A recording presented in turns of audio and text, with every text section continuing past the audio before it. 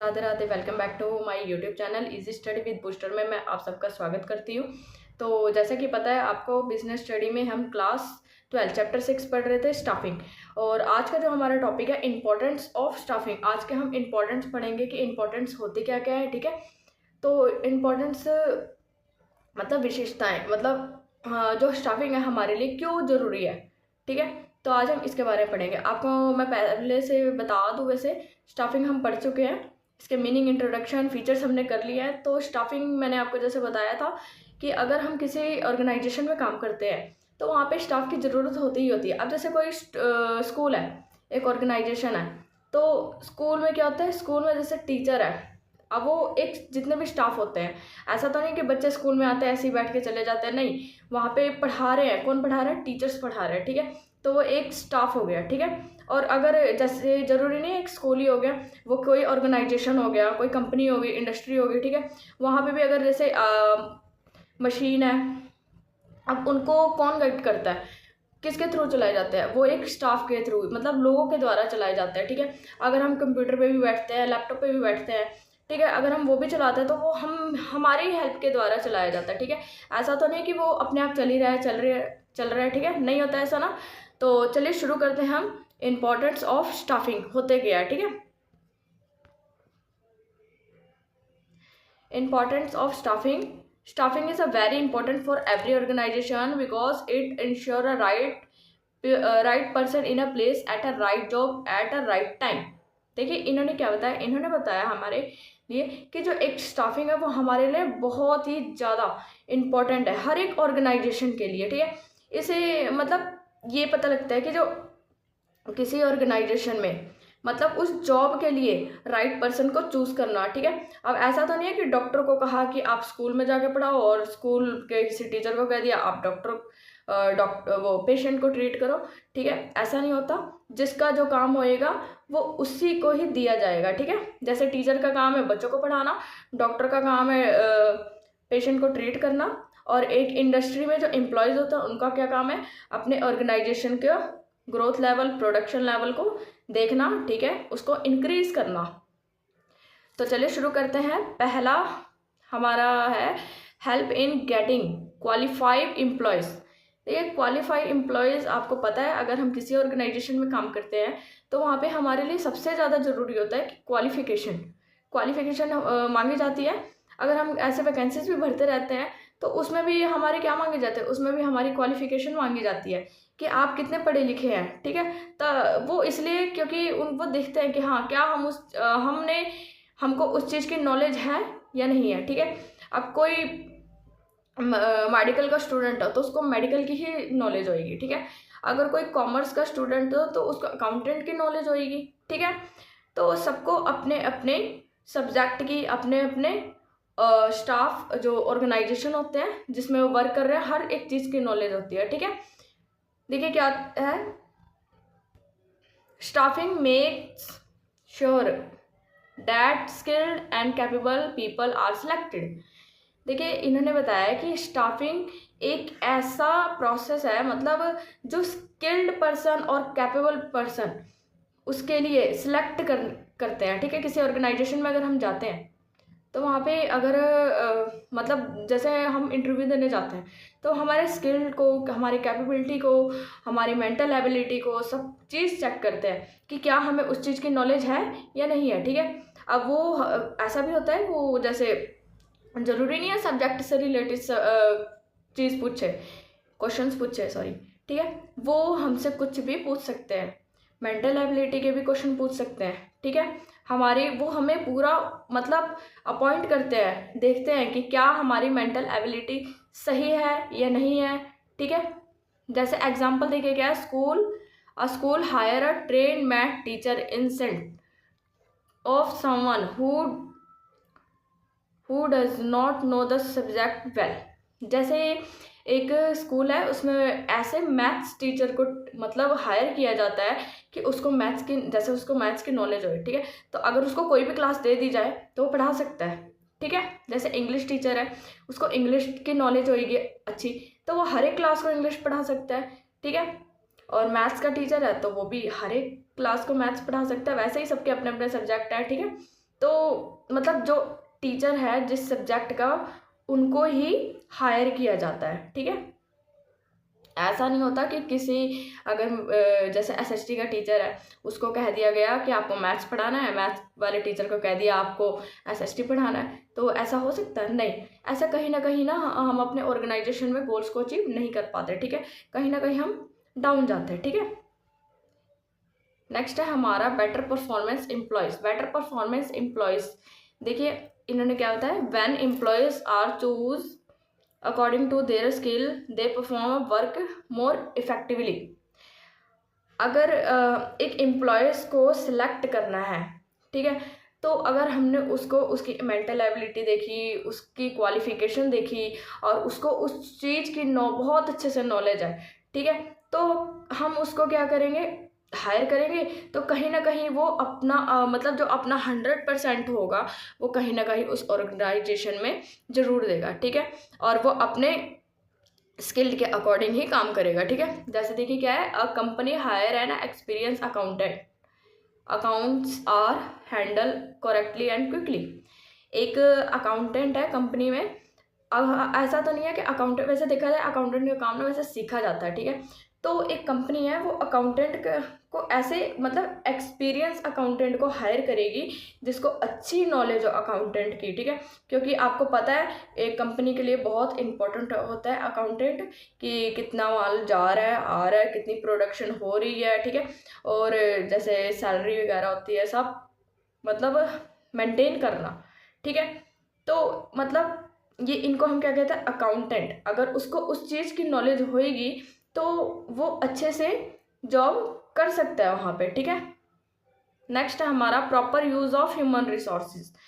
Proper use of human resources देखिए क्या है, it avoid over staffing and understanding. मतलब ओवर स्टाफिंग मतलब ऐसा नहीं है कि किसी ऑर्गेनाइजेशन में अगर हम किसी ऑर्गेनाइजेशन में अगर जितनी वैकेंसी होएगी तो उतने ही रखे जाएंगे, ठीक है। ऐसा नहीं है कि हम जैसे मैथ्स के 4 टीचर रख रहे हैं और इंग्लिश के 5 टीचर हैं हर एक ऑर्गेनाइजेशन, सॉरी मतलब एक स्कूल में, ठीक है। तो इसे कहीं ना अंडरस्टैंडिंग, मतलब कहीं ना कहीं अंडरस्टैंडिंग और ये ओवर स्टाफिंग और जो हमारा अंडर स्टाफिंग, ठीक है, ये कहीं ना कहीं बैलेंस बिगड़ता है, ठीक है। तो ऐसा नहीं है फिर ऐसे वो कहेंगे कि हाँ मुझे ये क्लास दो, मुझे ये क्लास दो, ऐसा तो नहीं हो सकता। ज़्यादा से ज़्यादा अगर देखा जाए तो किसी अगर स्कूल में देखे ना, तो प्राइमरी के जो मैथ्स टीचर अलग होते हैं, उसके बाद जो हायर क्लासेस होती हैं उनके अलग होते हैं, ठीक है, जो +1 +2 होगी उनके अलग होंगे, ठीक है। तो मतलब कहीं जैसे मतलब कहते नहीं खिचड़ी पकना, वो हो जाता है एक स्टाफ में, ठीक है। तो कहीं ना ऑर्गेनाइजेशन में जो बैलेंस है ना वो अच्छे से नहीं चल पाता, ठीक है, बैलेंस कहीं ना कहीं बिगड़ता है, ठीक है। देखिए क्या है, example, a hospital hire a require number of nurse, no too many, no too few. देखिए एक हॉस्पिटल है वो हायर करता है जितने इनको नर्स की ज़रूरत होगी उतने ही, ठीक है। ऐसा नहीं है कि वो भरते ही रहेंगे, ठीक है। तो इसको हम क्या कहेंगे, proper use of human resources. Next है हमारा इम्प्रूव्स एम्प्लॉय सेटिस्फैक्शन। देखिए क्या होता है, right job for a right person make employees happy and motivate. Right job for a right person मतलब सही जॉब सही लोगों के हाथ में देना, ठीक है। इससे क्या आएंगे, एम्प्लॉयज भी खुश होंगे और कहीं ना कहीं उनको मोटिवेशन मिलती रहेगी, ठीक है। A person who love a designing in a graphic design job instant for a sale work. देखिए क्या है, एक कंपनी है, जैसे कंपनी में अगर कोई देखा जाए ना, तो आपको पता है कोई प्रोडक्ट हो गया, कोई सामान हो गया, तो उसको डिज़ाइन करना, उसको उसको अच्छे से उसका ग्राफिक डिज़ाइन करना, ठीक है। एक एम्प्लॉयज़ है उसको बहुत अच्छे तरीके से आता है और वो उसी चीज़ के लिए हायर करना, ठीक है, उनको हायर करना, तो वो मतलब कहीं ना कहीं बहुत अच्छे से काम करेंगे, ठीक है।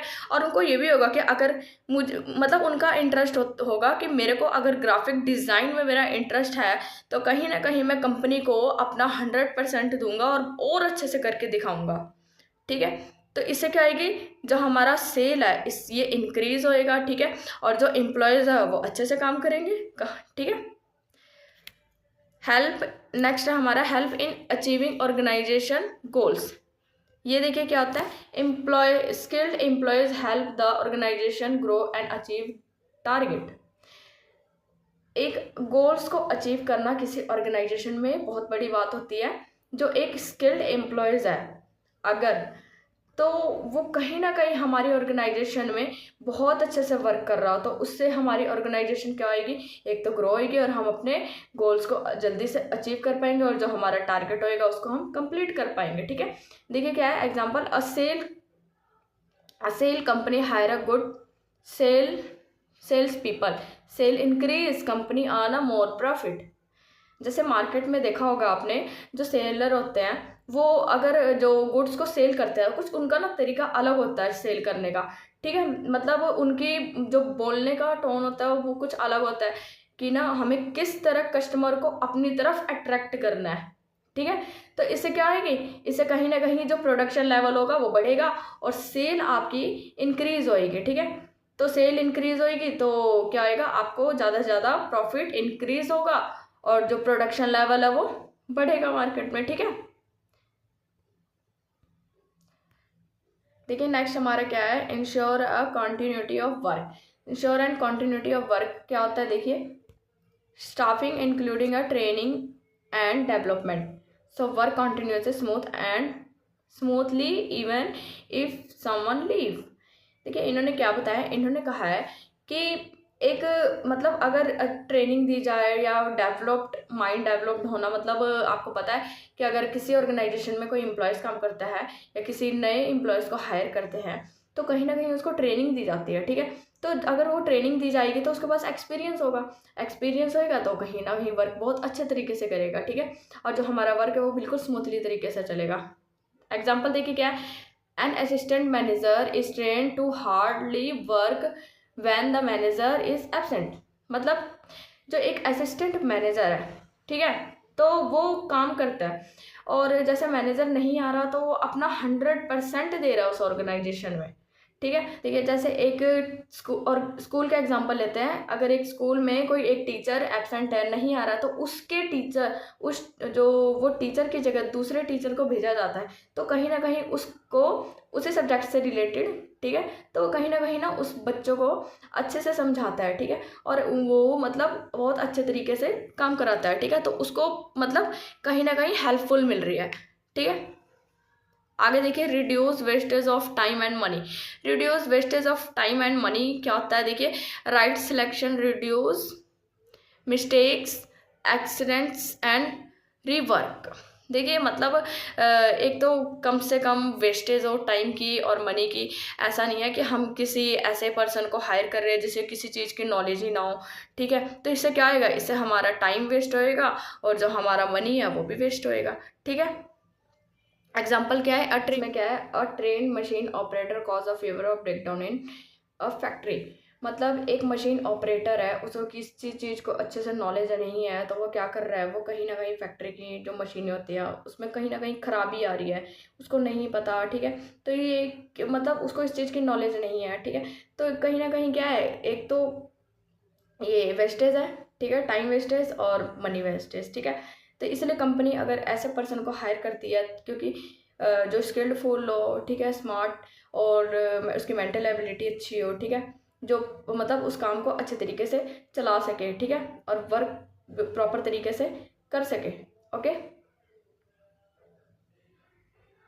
देखिए कंक्लूजन क्या होता है, conclusion of staffing. Staffing is a backbone of every organisation because ensure that the right people within a right scale are placed in a right job. Without proper staffing, even a best plan resources cannot give a good result. It help in improving employees performance, increasing productivity and maintaining smooth workflow and achieve organisation goal effectively. देखिए conclusion में लिखा है, मैंने आपको conclusion पहले बताया कि अगर आप एग्ज़ाम में आंसर में छोटा सा अगर एक लाइन या 2 लाइन का भी कंक्लूजन लिख लो तो वो भी बहुत मतलब ठीक होता है। ऐसा नहीं होता कि मतलब एक एग्जामिनर के ऊपर बहुत अच्छा इम्पैक्ट पड़ता है, उसको होता है कि हाँ बच्चे को इस चीज़ की नॉलेज है तो देखिए स्टाफिंग में ऑफ कंक्लूजन होता क्या है, इसका मतलब है ये बैकबोन है ऑफ एवरी ऑर्गेनाइजेशन, हर एक ऑर्गेनाइजेशन की बैकबोन है, ठीक है। मतलब एक राइट पर्सन को चूज करना, राइट स्किल, ठीक है, मतलब उसको उस चीज़ की नॉलेज हो और राइट जॉब के लिए, ठीक है। Without proper staffing even the best plan and resources can not give a goods result. देखिए मतलब हम बिना स्टाफिंग के हम बेस्ट रिजल्ट और रिसोर्सेज का अच्छे से यूज़ नहीं कर पाएंगे, ठीक है, और हम अपने गोल्स को अचीव नहीं कर सकते, ठीक है। इट हेल्प इन, ये हमारी हेल्प करते हैं किसमें, इम्प्रूव एम्प्लॉयज़ परफॉर्मेंस। एक तो इसे क्या आती है, इम्प्रूव होती है एम्प्लॉयज़ की परफॉर्मेंस, इंक्रीजिंग प्रोडक्टिविटी इंक्रीज होगी, maintaining a smooth work flow, जो हमारा वर्क फ्लो है बिल्कुल स्मूथली तरीके से चलेगा, ठीक है।